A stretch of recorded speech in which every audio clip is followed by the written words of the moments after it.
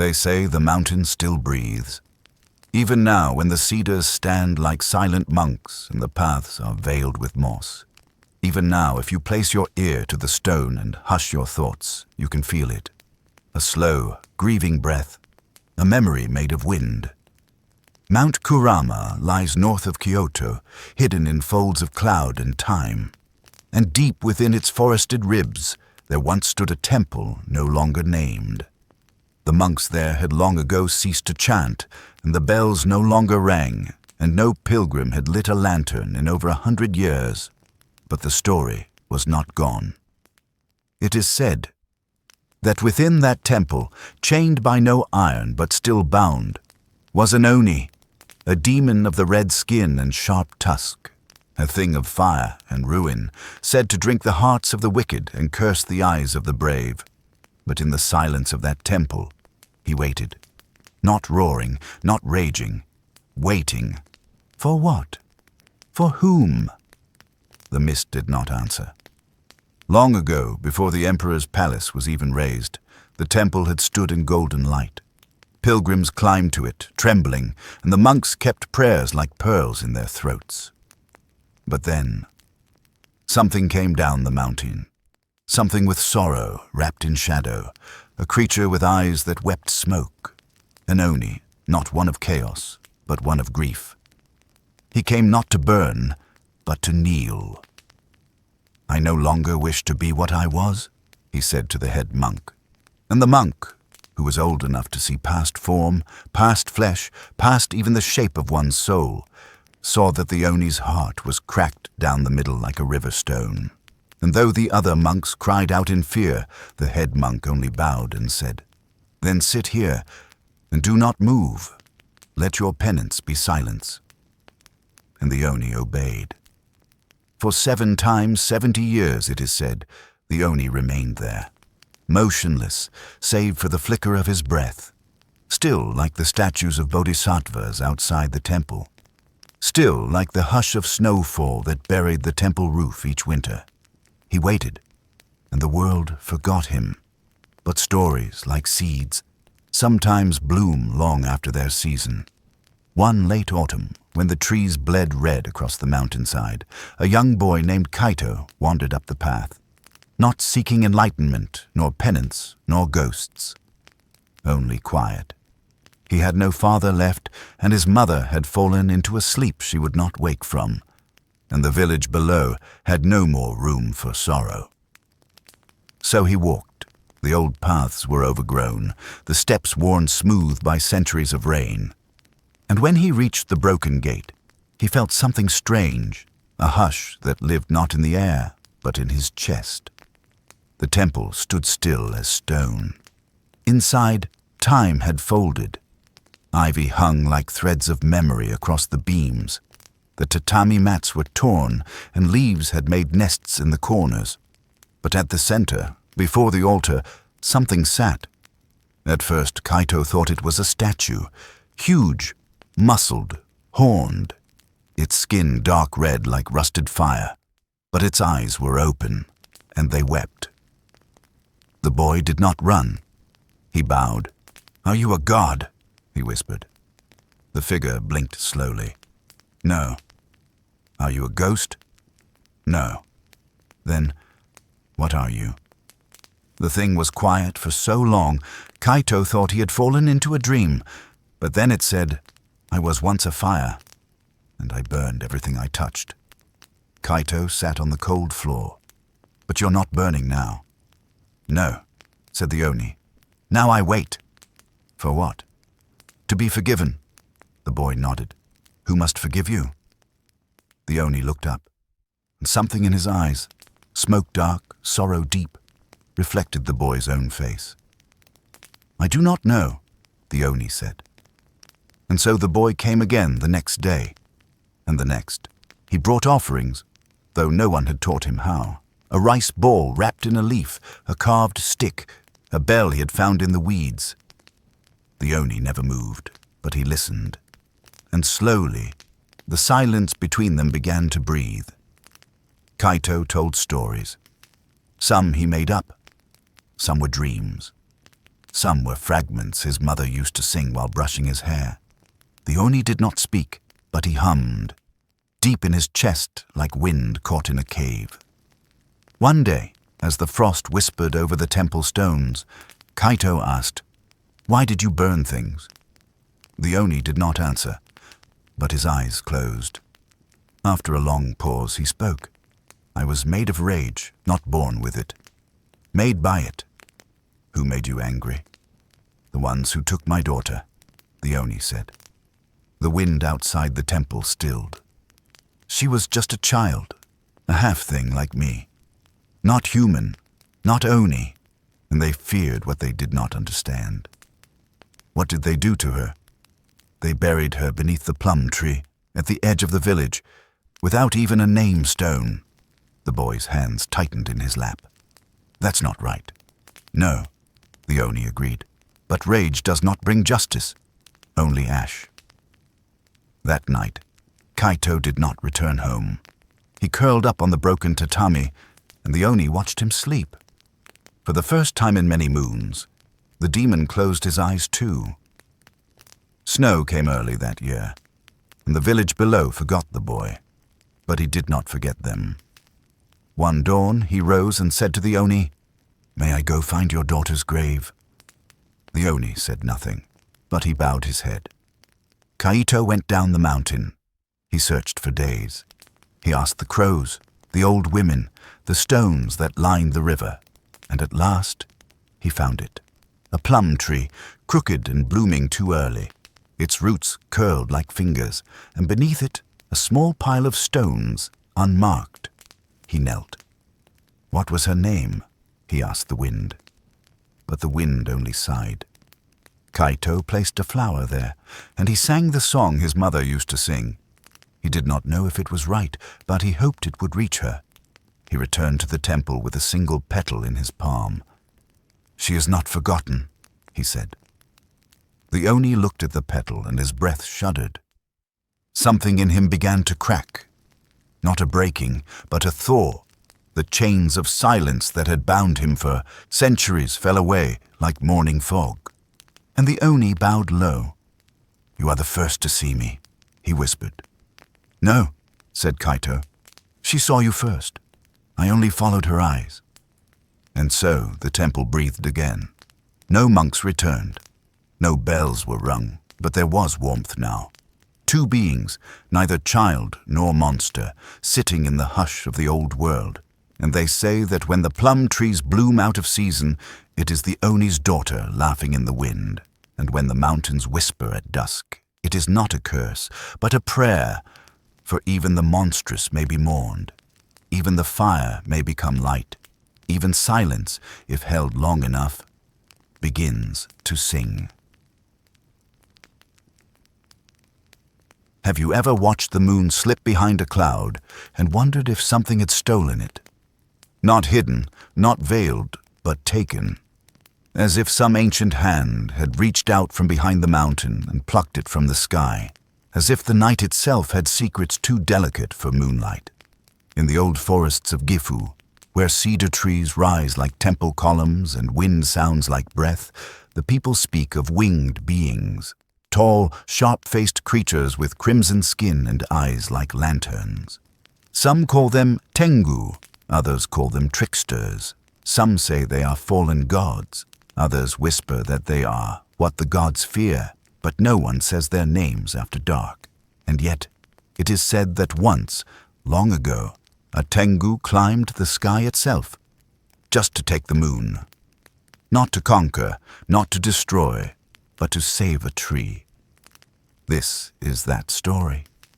There was a cedar, older than any shrine, a sacred tree that grew on the cliffside, twisted and silver in the moon's light. Its roots held the mountain together. Its bark hummed like a drum in winter winds. For centuries, pilgrims came to tie ribbons at its base to leave small offerings, coins, dolls, pebbles painted with names. And watching from the cliffs above was a Tengu named Yoru. His wings were wide and his mask sharp, carved not of wood but of old emotion. He had lived so long that his memories had begun to forget their edges. But he remembered the tree. He always remembered the tree, for it was under that tree that he had once wept, long before his wings grew, when he was something almost human. He never approached the pilgrims. But he watched, and when they left, he descended in silence, brushing the offerings with his talons as if reading the stories left behind.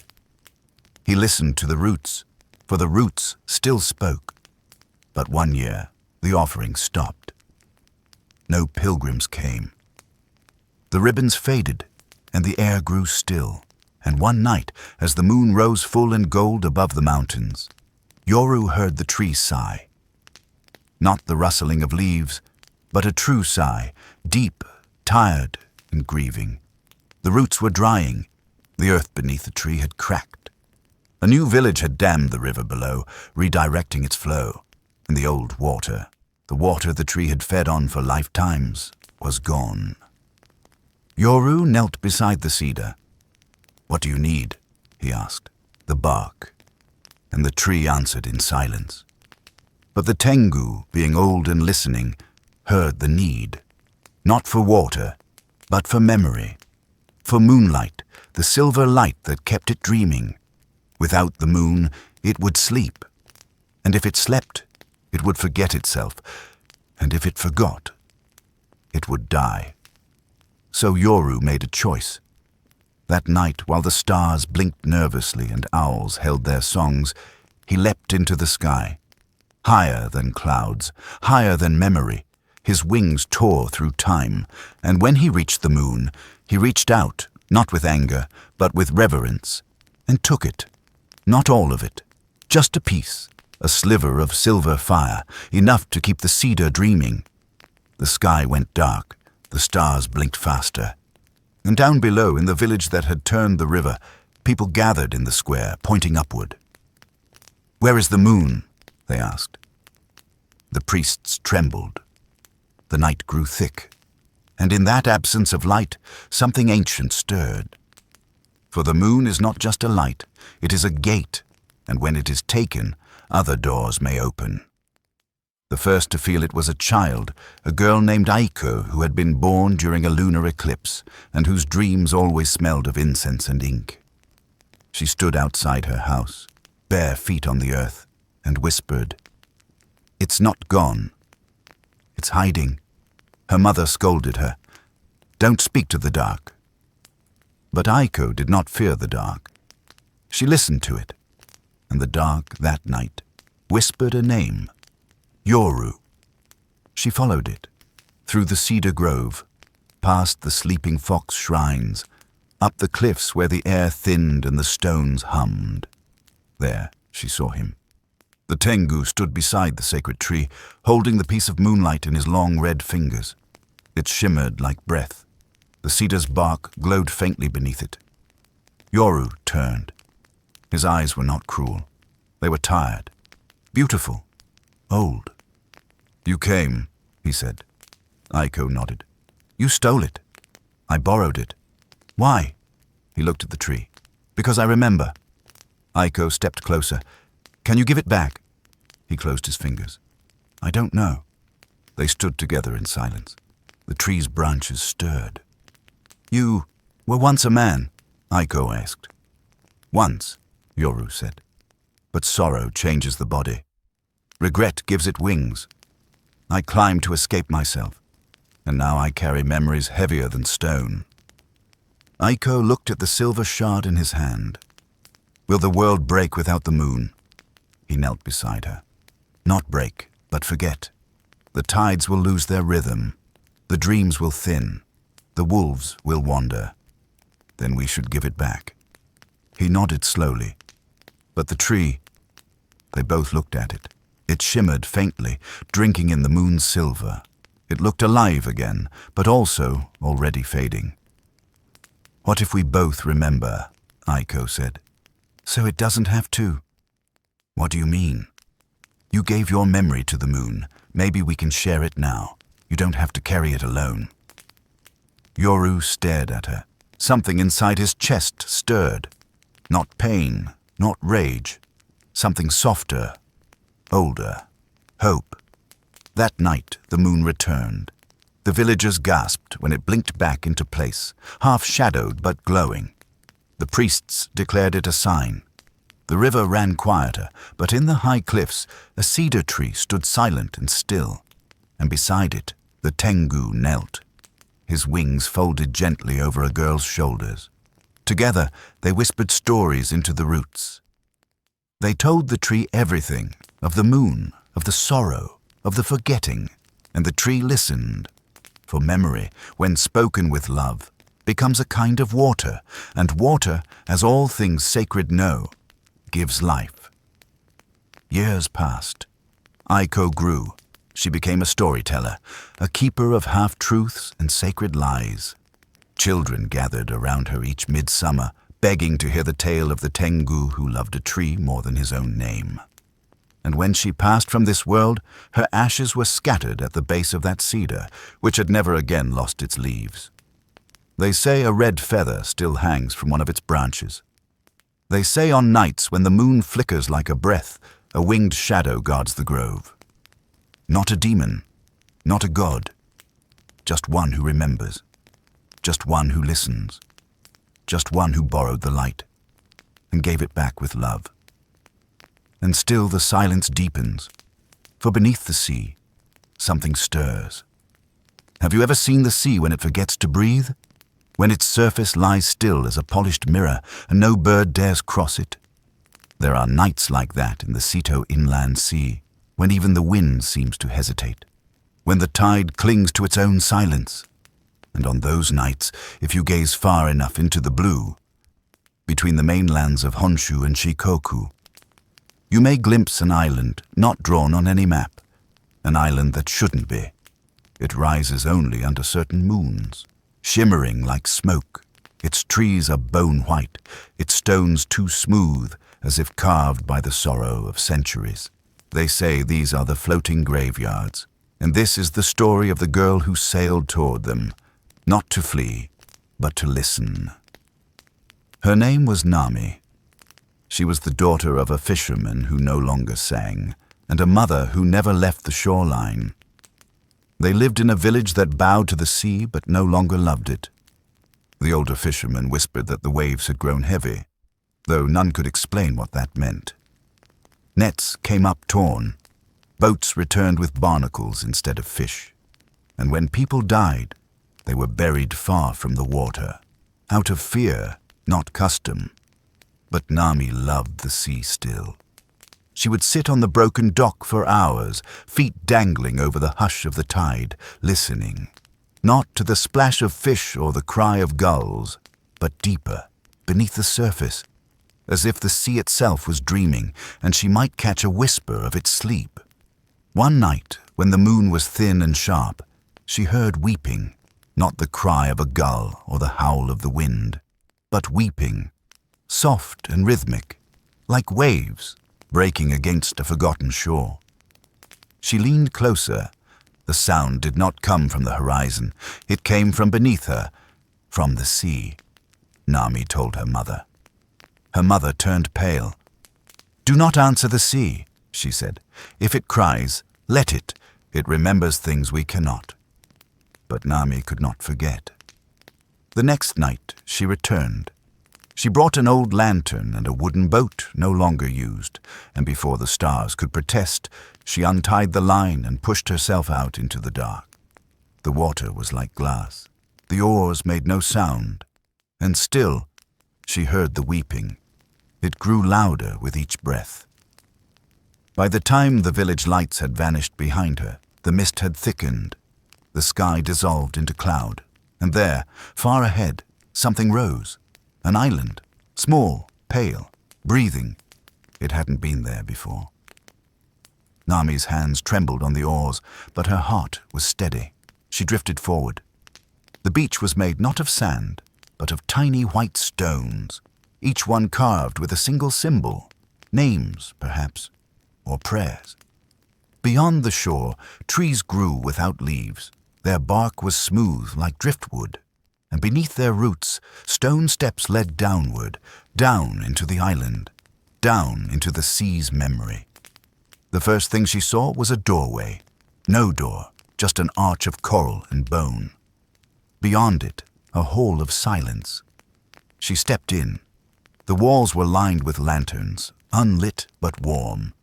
Each one pulsed faintly as if holding a breath. Inside every lantern floated something small. A ring, a tooth, a coin, a button, a shard of pottery, fragments, and beside each lantern, a name was carved into the wall. Hundreds, thousands. Names no one had spoken in years. The air smelled of salt and incense, and still, she heard the weeping, deeper still. She followed, through another arch, down another stair, into a chamber where the walls curved like the belly of a whale. There, in the center, was a figure. Not a man, not a woman, something older than either. Its body was made of mist and cloth, its hands of sea glass, its face hidden behind a lacquer mask, painted with a mouth that wept. It turned toward her, though it had no eyes. "You heard me," it said. Nami bowed. "Yes. No one has heard me in 100 years. I listen." The figure tilted its head. "Why?" "Because sorrow should not be left alone." A long silence passed. Then the figure moved aside. Behind it lay a pool of still water. In it, reflections drifted. Faces. Not whole, but soft. Some smiled. Some wept. Some were blurred beyond recognition. "They come here," said the figure, "when the world forgets them." "Who?" "The drowned. The lost. The abandoned dead. Those whose graves were never marked. Those whose names were never said." Nami knelt beside the pool. She touched the water. It was warm. The faces stirred. "Do they remember?" "They try," the figure said. "But memory is a sea too. It changes shape. It forgets itself. I tend them, but I cannot hold all of them." Nami looked up. "May I help?" The figure did not speak. Instead, it pointed to a small boat beside the pool. "Carry them." Nami stood. She understood. She climbed into the boat, and the weeping grew quiet. The boat drifted without sails. Each face that rose from the water drifted into the boat like a breath. Some looked at her with wide eyes. Some simply faded into her lap. She whispered names as she made them up. She did not know their truths, so she gave them gentle ones. Hana, Kazuo, Michiko, Ren. And with each name, the mist around the boat thinned. A light broke across the water. Not the sun, not the moon, but something between. A memory made visible. And as the boat circled the chamber, the pool began to shimmer. The figure bowed. "You remembered them," it said. "I named them," said Nami. "That is remembering." The pool quieted. The weeping stopped. The sea exhaled. When Nami awoke, she was back on the dock. The boat was tied as before. The lantern still burned faintly, but the sky was pink and the sea had changed. Fishermen gathered with nets full again. The wind carried songs, and somewhere, far out beyond the reach of eyes, the island slept again beneath the tide, but not forgotten. Nami grew. She became a priestess of no shrine, keeper of no single god. She wandered the coastline, telling stories. Where she spoke, the sea grew kind, and in her pocket, always, she carried a white stone carved with no name. When she died, her ashes were scattered into the Seto Sea. And they say that when the tide is still, and the night is long, and the wind forgets itself, you can hear her whispering to the waves. Not to call them, but to comfort them, because even the sea needs to be listened to. Even the nameless deserve to be named, and even the dead, if cradled gently, will remember how to rest. But listen, there is yet another name whispered in the wind. Have you ever looked into a mirror and wondered, what stares back is not your reflection, but your soul? Not the face others see, not the shell you wear, but something deeper, wilder, forgotten. In the forest beyond Nara, Where deer bow without asking and shrines lean into silence, there is a place no path leads to. The trees grow close there, as if protecting something, or hiding it. And between their trunks, where light filters like breath, there once lived a woman made of mirrors. She was not born. She arrived. The villagers called her Kagami Onna, the mirror woman, but to the wind she had no name, only the hush of footsteps through pine needles, only the scent of old incense and cold iron. It is said she lived in a house of glass, half buried in earth, a house with no doors, only mirrors. And it is also said that those who found her did not always return. Long ago there was a prince. He was young, but already wrapped in the silks of pride. His father had grown weak with illness, and the court had begun to whisper. The prince did not sleep. He feared the dreams that crept too close. He feared that behind the mirrors in his palace, something waited. Not a ghost, not a god.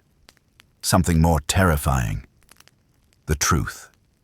He had done things. Cruel things. Thoughtless things. Sentences spoken with the ease of royalty, which had broken many who could not speak back.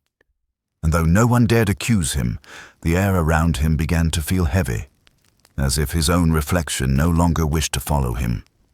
One night, he woke in a cold sweat.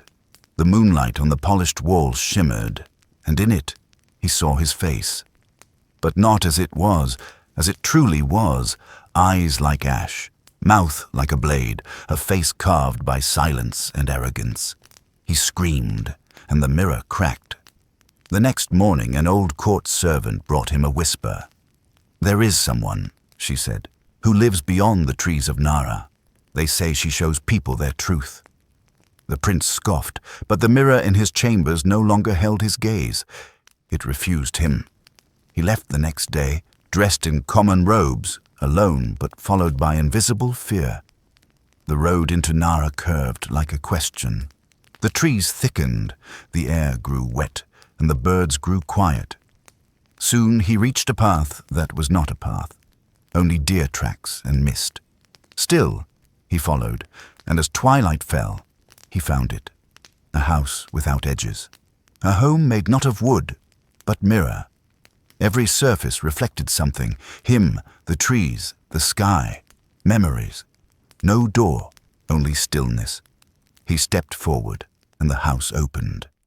Inside, the air felt like breath held too long.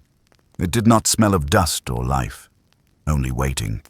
The walls shimmered, reflecting versions of him, older, younger, twisted in grief or rage. Some wept, some smiled, some turned their backs. Then she appeared, not with footsteps, but with a hush. She wore robes that moved like water. Her hair was white as salt, and over her eyes a mask of mirrored glass. He could not see her gaze, but he felt it. "You have come," she said. He bowed, awkwardly, unused to the humility. "I seek," he paused. "Yes, I seek what I cannot name." She tilted her head. "Truth, then," he nodded. "Come," she said, "but know this. What you see, you cannot unsee." She led him to a room with no floor, only mirrors. They walked across them like ghosts. In the center, a pool of mercury shimmered. She knelt beside it. "Look," he knelt, and stared. At first, only his reflection met him. Stern, tight-lipped, afraid. But then the surface shifted. He saw a boy, laughing, soft-eyed, holding a wooden sword and dreaming of justice. Then a man, crowned, surrounded by nodding faces and hollow praise. Then a monster, not in form, but in gesture, a hand waving away a beggar, a mouth smiling as a village was taxed to ruin, a heart wrapped in silk and emptiness. He gasped. "Is this me?" "No," the woman said softly. "It is what you've become." He wept. Not from shame, but from recognition. For a moment, he saw clearly. And in that moment, he wanted to change. He stayed for 3 days. She spoke little, but her mirrors taught him. Each day, a new face, a new truth. He learned that cruelty begins in silence, that power untethered becomes shadow, that the deepest monsters are not in forests or under beds, but in mirrors. When he left, he was quieter, softer. He returned to the palace not with proclamations, but with apologies, not with reforms, but with listening. He found the old servant who had told him the tale and bowed to her feet. He began to walk among his people, without guards, to carry water with the farmers, to eat rice with the poor. And though some thought him mad, others saw something else, a prince with a reflection again. Years passed, and the mirror witch remained. Some say she is still there, others say she vanished, like breath on glass. But sometimes, if you walk into the pines of Nara, and the wind grows still, and you glimpse something gleaming between the trees, do not be afraid. It may be she is calling you, not to judge, not to punish, but to show you what you have become, and to ask with the gentlest of voices, is this truly you? Because even in silence, mirrors speak. Even in the forest, the soul can be seen, and even the proudest hearts, if they bow, can begin again. And further still, in the hollow of the earth, there is one more story yet. Have you ever walked beneath the streets you know and wondered what stories lie beneath your feet? What quiet lights burn in tunnels forgotten by time, where shadows move slower and the air smells of earth and memories? Beneath Kyoto, the city of 1,000 temples and countless whispers, there is a place no map marks. Not the bustling shrines or the tea houses, but a hidden chamber deep under the cobblestones where a single lantern has burned for centuries. They say the lantern was lit by a child taken not by sickness nor by war, but by something older and gentler, something that needed a keeper. This is the story of that child, the boy who vanished beneath the city, and the light that never died. Long ago, when Kyoto was still young and its streets were narrow as a breath, there lived a boy named Haru. He was curious, as children are, always wandering just beyond the market stalls, past the shrines, and under the bridges where the river sang its ancient songs. One evening, as the lanterns began to glow, and the city settled into its hush, Haru noticed a flicker beneath a grate near the river bank. It was faint, almost hidden, like a sigh. He knelt and peered down. Below, in the earth, a small flame flickered inside a lantern. It did not burn out. Haru's heart caught in his chest. He felt drawn, as if the light called him by name. That night, as the city slept, he returned to the grate, and when no one watched, he slipped down into the darkness. The tunnels beneath Kyoto were cold and full of whispers. Stone walls curved like ancient ribs. Water dripped from unseen cracks, and the lantern's flame danced, casting shadows that looked like old spirits. Haru followed the light deeper and deeper until he reached a chamber filled with dozens of lanterns, some glowing softly, some dark and empty, and in the center, an ancient figure sat. Not old, not young, neither man nor woman, a guardian. The figure's eyes shone like stars. "You have come," it said. Haru nodded, though his voice caught in silence. The figure smiled faintly. Every 7 years, the city chooses a keeper. A keeper to carry the flame. The flame of what? The flame of memory, of dreams, of those who sleep beneath the stones. Haru looked at the lantern he had found. "Why me?" "Because you listen." And so, Haru stayed. He learned to tend the lanterns, to feed the flames with oil made from rice and ash. He learned to listen to the quiet voices that rose from the walls, the laughter of children long gone, the sighs of lovers, the prayers of monks. He became the lantern keeper. Years passed in shadow and flame, and sometimes the city above forgot him. Sometimes the lanterns flickered in sorrow. But Haru never left. He guarded the light for those who could no longer carry it. One winter, the city was swallowed in snow. A great storm cut off the roads and silenced the temples. Above, the people prayed for warmth and safety. Below, Haru noticed the lanterns flickering weakly.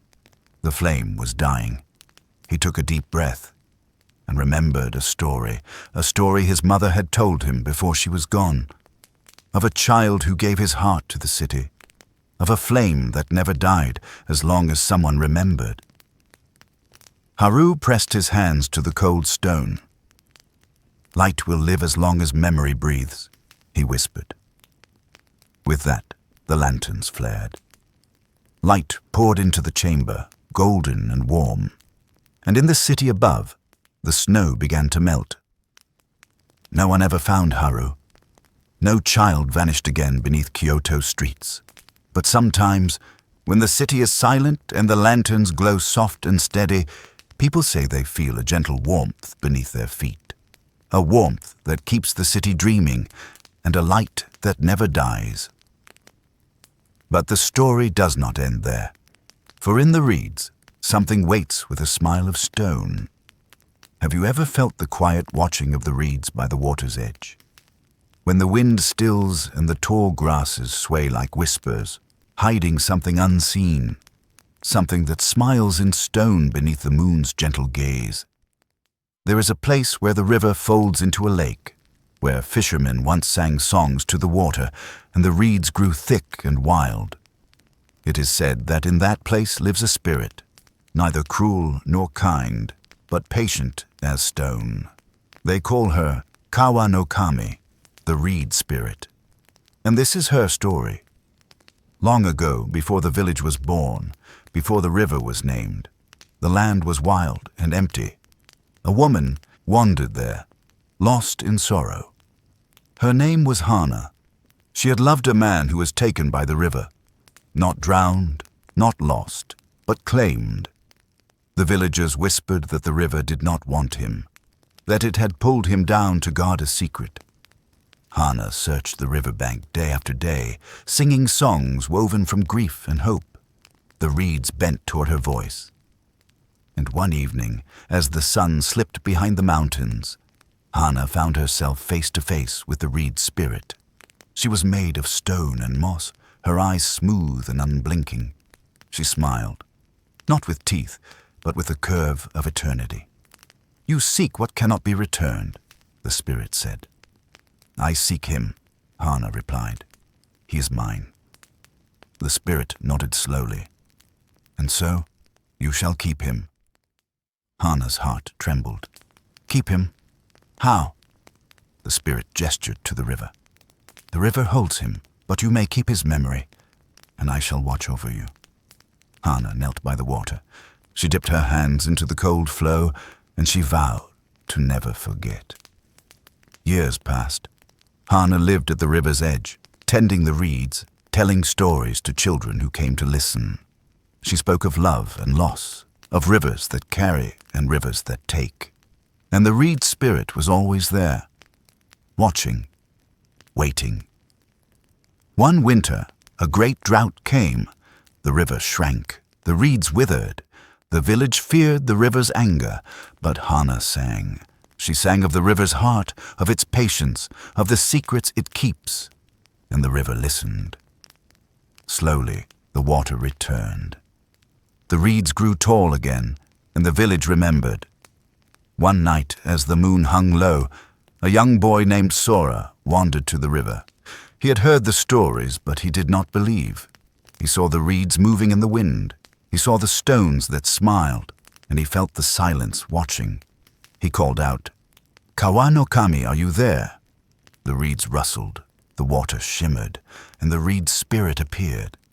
Not frightening, not cruel, but patient. She touched Sora's hand, and in that moment he understood. The river is not just water. It is memory, it is waiting, it is love. Sora returned to the village. He told the stories, he taught the songs, and the village never forgot the river's secret again.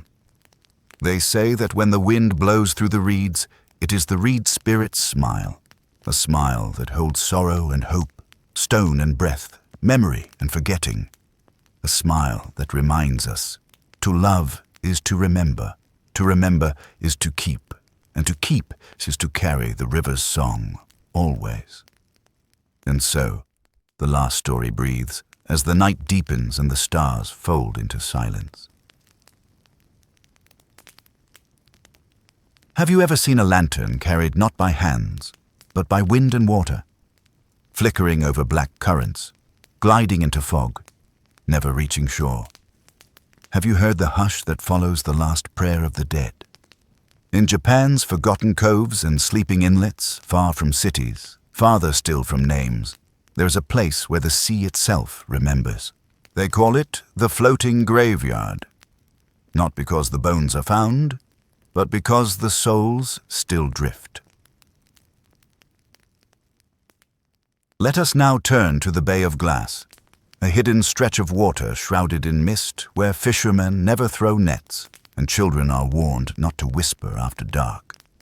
The people of the nearby village call it Umi-no-Oka, the hill of the sea, not for its shape, but for what rises within it, not earth, but memory. The tides there carry more than salt. They carry breathless stories. It is said the floating graveyard began with one boat, a vessel that should never have sailed. Her name was Tsukikage, moon shadow, carved from cedar, painted in morning blue. She belonged to a widower named Akio, who had once danced with death and asked it to wait. Akio had lost his wife to fever, his son to the waves, and still he prayed. But the gods had gone quiet. So Akio built the Tsukikage himself, not to fish, not to voyage, but to sail alone to where the sea ends. He tied lanterns along its bow, one for each name he had buried, and one for himself. The people begged him not to go, but he smiled a hollow smile. If the gods do not speak, he said, then I will drift to where they sleep. He was last seen rowing into the fog, where even the moon could not follow. The sea was still. Then came the wind. Then came the silence. And the Tsukikage was never seen again. But the lanterns returned. The next morning, dozens of them floated back to shore, unburnt, unbroken, each one glowing faintly like breath trapped in glass, and when a villager touched one, they fell into sleep. A deep sleep, like drowning without fear. And when they woke, they spoke of strange dreams, of temples beneath the sea, of drums echoing in bone, of Akio smiling at the bottom of the world. From that day, no one entered the Bay of Glass again, but the lanterns kept coming. Every Obon season, the time when spirits return, the sea bloomed with lights, some red, some gold, some silver with sorrow, and each one drifted as if guided by invisible hands. They say the floating graveyard is not a place of punishment, but of passage, a place where souls go when memory won't let go, where names become waves and faces become fog. And the lanterns, they are the oars of the forgotten, still searching, still glowing. One lantern drifted farther than the rest. It reached a temple on the cliff above the cove. An old monk found it in his basin of rainwater. He did not touch it. He bowed, and the lantern flickered in reply. He said the flame within it was not fire, but a soul too kind to sink. He lit 100 more in its name, and when the night came, the sky itself seemed to mirror the bay, stars above, souls below, and between them only silence.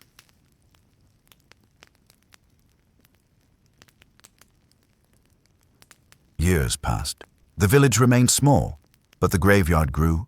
No bodies were found, but stories multiplied like lilies on still water. One tale speaks of a bride who vanished on her wedding night. They say her veil was found tangled in reeds, but her footprints led into the tide. The next year, a white lantern with gold trim appeared. Its light wept, its light laughed. No one dared claim it. But the old monk said, she found her groom in the deep. Another tale tells of a fisherman who rescued a drowning child, only to find the child was no longer breathing. He carried her home, buried her beneath plum trees, lit a single candle in her name, but at dawn he found 2 lanterns waiting at his door, one for her and one for him. He left with them. His boat was seen gliding toward the mist, and he too became memory. The villagers began to say that the lanterns chose whom to carry, that if your sorrow was pure, not angry, not selfish, but deep, the sea would call you home. And so some came to the Bay of Glass, not in fear, but in reverence. They did not come to die. They came to be remembered. Each year, the village would set its own lanterns afloat. Children would carve poems into soft wood. Elders would murmur forgotten names, and the sea would listen. Some lanterns returned, some did not. But all were sacred, each flame a secret, each drift a prayer. Then came the night of the black tide. The sea rose without wind, the fog arrived without moon, and from the bay came a sound none had heard before. A low hum, like bones singing, like voices humming beneath water. Lanterns began to glow on their own, from no flame, only breath, and they floated inland, down streets, into homes, even into dreams. Some villagers fell to their knees, others fled, but one child, Yuna, stood still. She looked into a lantern's glow and whispered, "I remember you." And the lantern stilled. Its light steadied, and for one long breath the entire village glowed, not from fear, but from memory. That night became legend. The villagers say that Yuna calmed the graveyard, that her voice taught the lanterns to rest. She became a guardian of the bay, a flame keeper. She never left the village. She grew old watching the waters. And when her time came, a single lantern appeared on her windowsill. Small, simple, warm. She smiled, placed it in a bowl of spring water and let it drift. It is said that even now, her lantern circles the others, guiding them gently, calling each one home. So when you see a lantern drift across a still pond, when you light a candle and it flickers toward the window, when you dream of temples under the sea, you may be closer than you think. The floating graveyards are not maps. They are moments, waiting for memory, listening for sorrow, and if you whisper gently enough, they may whisper back. But the story does not end there, for the mists of Japan still hold countless names, whispered by reeds, carried by wind, hidden beneath masks and stone. And should you listen, truly listen, you may hear your own name among them. A name not forgotten, but waiting, waiting to be remembered by the night and carried softly into the hush.